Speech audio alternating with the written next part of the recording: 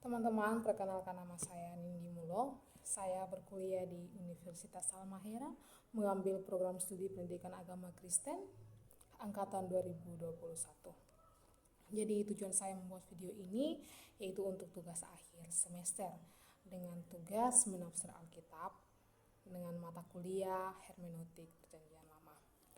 Ya, jadi saya akan menafsir bagian Alkitab yaitu dari kitab Perjanjian Lama, kitab Yosua pada pasal yang keempat, dibaca pada ayat yang keempat hingga ayat yang ketujuh. Namun sebelum kita membaca Alkitab, mari kita berdoa.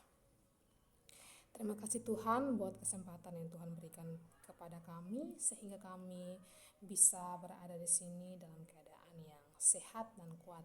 Dan saat ini Tuhan kami akan belajar bersama-sama itu menafsir bagian Alkitab. Kiranya Tuhan mau curahkan Roh Kudus atas kami agar apa yang kami pelajari kami bisa mengerti dan pahami. Ini yang menjadi doa dan sembahyang kami dalam nama Tuhan Yesus kami berdoa. Amin. Ya. Jadi kita akan buka Yosua pasal 4, dibaca ayat yang keempat hingga ayat yang ke-7.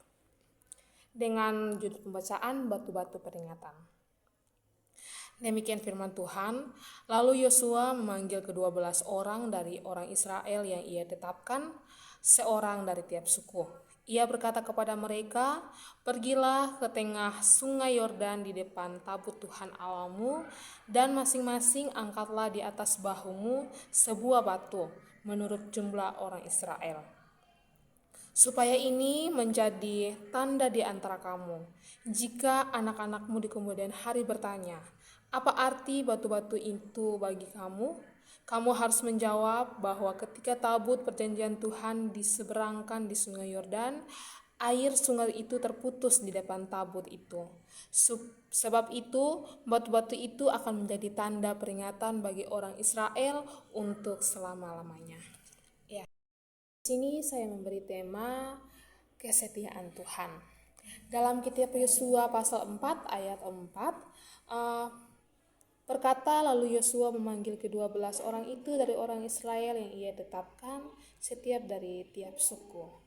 Ayat 5, ia berkata kepada mereka, "Pergilah ke tengah sungai Yordan di depan tabut Tuhan Allahmu, dan masing-masing diangkatlah di atas bahumu sebuah batu menurut jumlah suku orang Israel."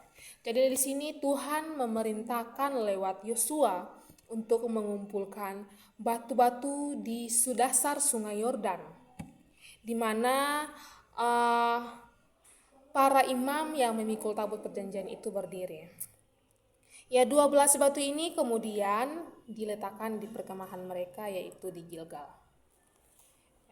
Penggunaan batu sebagai simbol atau tanda peringatan merupakan praktik budaya yang sangat penting dalam banyak tradisi, termasuk kebudayaan bangsa Israel kuno. Batu sering digunakan sebagai monumen atau pengingat akan peristiwa besar dalam sejarah mereka.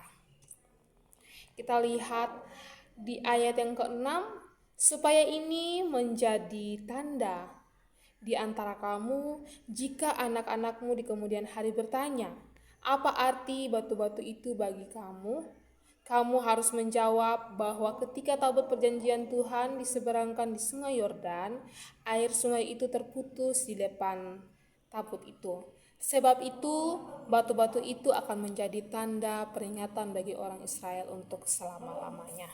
Ya, tujuan pemasangan batu tersebut untuk menjadi tanda peringatan bagi generasi yang akan datang. Ketika anak-anak bertanya, apa arti batu-batu itu bagimu? Orang tua harus menjawab, batu-batu ini akan menjadi peringatan bagi orang Israel untuk selamanya. Hal ini menunjukkan pentingnya tradisi lisan dalam masyarakat Israel. Orang tua berkewajiban mengajarkan pengalaman, iman, dan sejarah kepada anak-anak mereka. Budaya pengajaran ini memastikan bahwa identitas dan pengertian tentang peristiwa-peristiwa penting dalam sejarah tetap hidup dan diwariskan kepada generasi berikutnya. Peringatan ini disimbolkan melalui batu. Ya. Sebelum peristiwa yang tercatat dalam kitab Yosua 4 ayat 4 sampai yang ke-7, bangsa Israel telah menyeberangi sungai Yordan dengan mujizat dari Tuhan. Setelah kematian Musa, Yosua diangkat oleh Tuhan untuk memimpin bangsa Israel menuju tanah perjanjian, yaitu tanah Kanaan. Sungai Yordan menjadi rintangan besar bagi mereka. Namun Tuhan memerintahkan Yosua untuk memimpin bangsa Israel untuk menyeberangi sungai tersebut. Saat mereka menyeberangi, air sungai Yordan terbelah, mirip dengan peristiwa Laut Merah pada zaman Musa, kita bisa lihat dalam Keluaran 14. Dengan kekuasaan Tuhan, sungai atau air sungai terhenti dan bangsa Israel bisa melewati sungai dengan kaki kering. Ini adalah peristiwa yang menunjukkan di mana penyertaan Tuhan dan kuasa Tuhan yang besar atas bangsa Israel.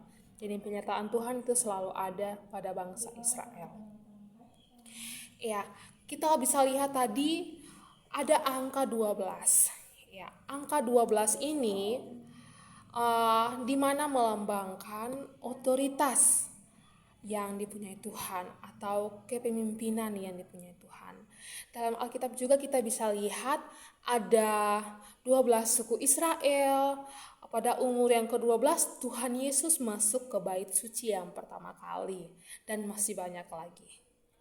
Ya, jadi itu hasil tafsiran dari saya.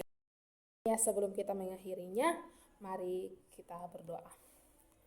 Terima kasih Tuhan buat tuntunanmu sehingga dari awal sampai di akhir bisa berjalan dengan baik pembelajaran atau tafsiran di hari ini. Tuhan, kiranya apa yang dipelajari tadi bisa menjadi bekal bagi masa depan kami. Terima kasih Tuhan. Amin. Ya, shalom.